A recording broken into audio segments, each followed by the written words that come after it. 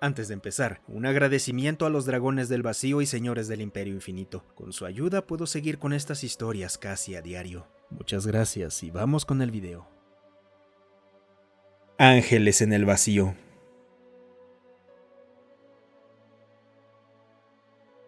No esperaba morir. Es decir, siempre supe que era una posibilidad en algún punto en el fondo de mi conciencia. Pero aún así nunca creí que me fuera a pasar a mí. Pero no es la muerte lo que me aterra. Mientras floto inmóvil con la voz suavemente modulada de mi traje y sus recordatorios sobre los niveles limitados de oxígeno como única compañía. Al menos no la muerte en sí misma. Es la idea de que moriré solo, completamente separado del quórum de mentes, con mis últimos recuerdos, mis esperanzas y mis sueños y mis despedidas finales perdidos para siempre. Me había inscrito con tanta emoción. Desperdicié mi juventud consumiendo simulaciones cognitivas remasterizadas de ciencia ficción previa a la convergencia y llenaba mi mente con ideas de abordajes y cazas de corto alcance realizando hazañas acrobáticas.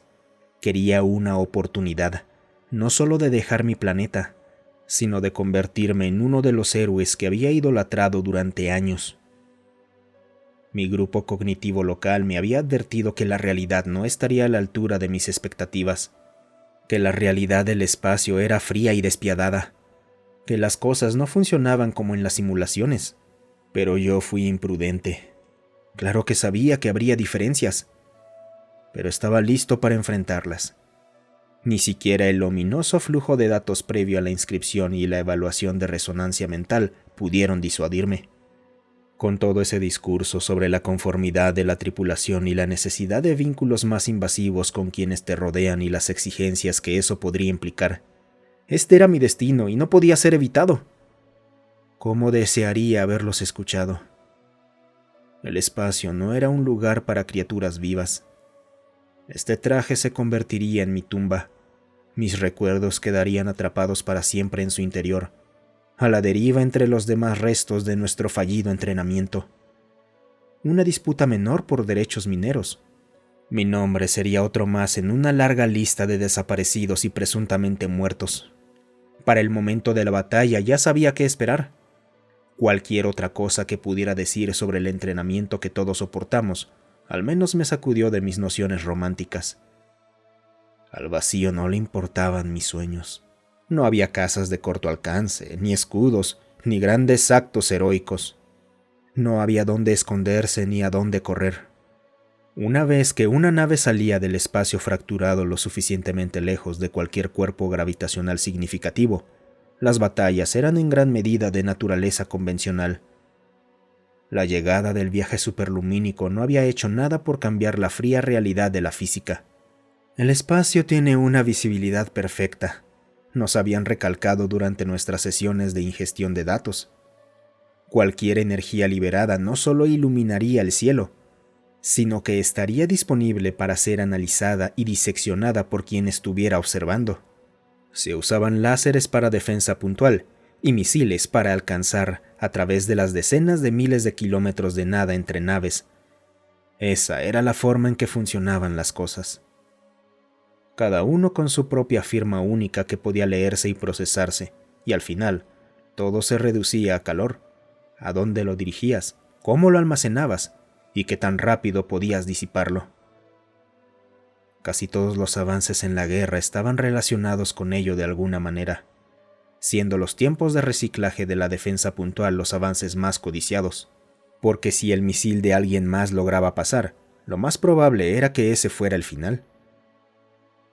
Eso fue lo que nos mató en realidad, a la tripulación de nuestra nave. Nuestro enemigo tenía algún tipo de nueva implementación de múltiples ojivas con las que apenas lográbamos mantener el ritmo. Se tomó una decisión a través del grupo cognitivo de forzar nuestros láseres de defensa puntual más allá del tiempo de ciclo de referencia para intentar seguir el paso. Forzamos demasiado y los espejos comenzaron a agrietarse bajo esa carga. Eso fue todo lo que se necesitó para que uno de sus misiles impactara, desgarrando el casco liviano y succionando hacia la nada a quienes no habíamos muerto en el impacto inicial. Es curioso a dónde va la mente cuando no hay nada más que hacer que esperar.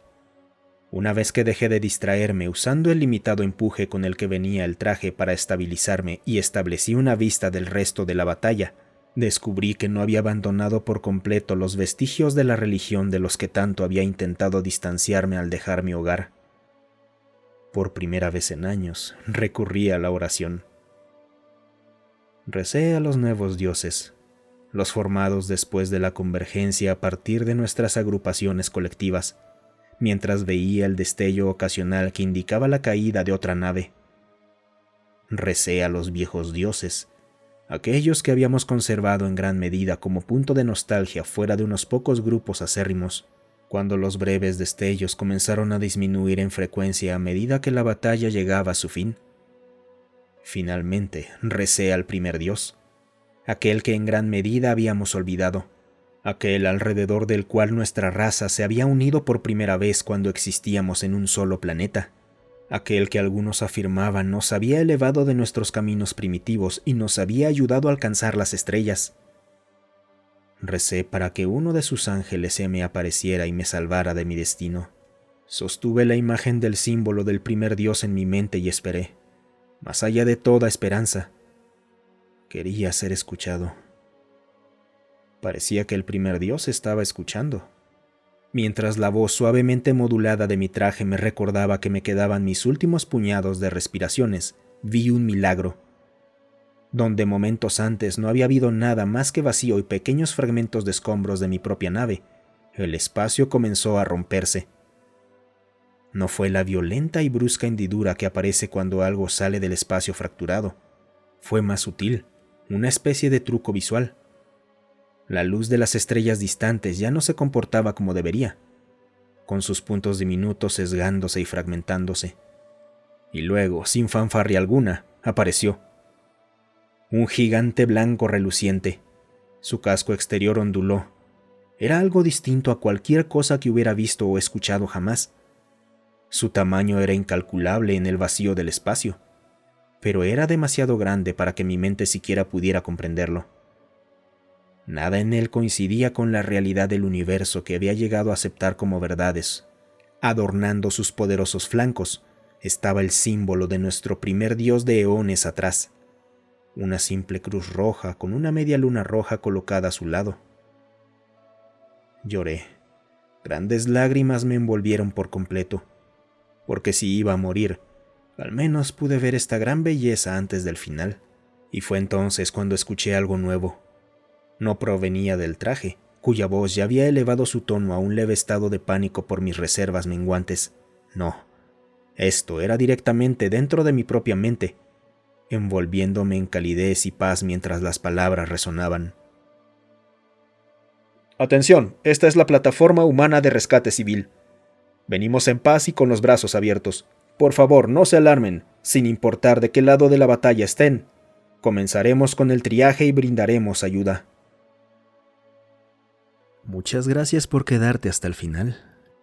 Si te ha gustado el video, considera darle me gusta, suscribirte y comentar. Eso ayuda a que estas historias lleguen a más gente. Además, si tienes alguna historia propia o que quieras sugerir, considera unirte a nuestro Discord. Estoy ahí casi todos los días. El link para unirse está en la descripción.